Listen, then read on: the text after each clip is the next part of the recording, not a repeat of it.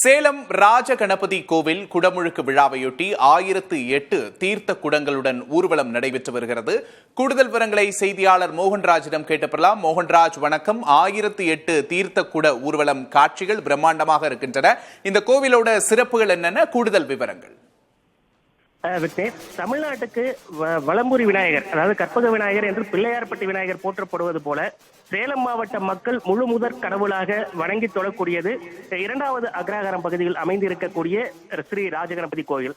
இந்த கோயிலோட குடமுழுக்கு விழாவுக்கான ஏற்பாடுகள் கடந்த சில மாதங்களாக நடைபெற்று தற்பொழுது 30ஆம் தேதி அன்று மகா குடமுழுக்கு நடத்துவதற்கான பணிகள், தற்பொழுது வைபவங்கள் அனைத்தும் தொடங்கி நடைபெற்று வருகிறது. கடந்த 24ஆம் தேதி அன்று யாகசாலை பூஜைகளுடன் இந்த குடமுழுக்கு விழாவிற்கான பூஜைகள் தொடங்கப்பட்ட நிலையில் நேற்று திருவிளக்கு பூஜை நடைபெற்றது. அதனைத் தொடர்ந்து கிட்டத்தட்ட 2000க்கும் மேற்பட்ட பெண்கள் பங்கேற்ற பிரம்மாண்ட தீர்த்த குட ஊர்வலம் இன்று தொடங்கி நடைபெற்று வருகிறது. குறிப்பாக பிரசித்தி பெற்ற சேலம் சுகவனேஸ்வரர் கோயில் வளாகத்திலிருந்து தீர்த்த குடங்களை ஏந்தி ஏராளமான பெண்கள் ராஜகணபதி போற்றி துதித்து ஊர்வலமாக வந்தனர்.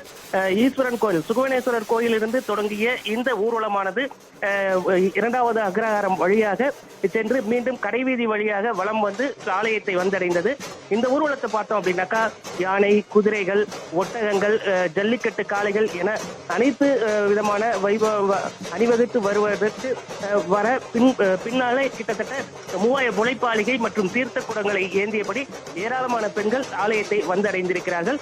இதனைத் தொடர்ந்து அபிஷேகம் மற்றும் தீர்த்த குடங்களை கொண்டு வருகின்ற 30ஆம் தேதி ராஜகணபதி கோவிலுக்கு குடமுழுக்கு விழா நடத்துவதற்கான ஏற்பாடுகள் முழுவீச்சில் நடைபெற்று வருகிறது. விக்னேஷ், சேலம் ராஜகணபதி கோவில் குடமுழுக்கு விழாவையொட்டி 1008 தீர்த்த குடங்களுடன் ஊர்வலம் நடைபெற்று வருகிறது. காட்சிகளை பார்க்கிறோம்.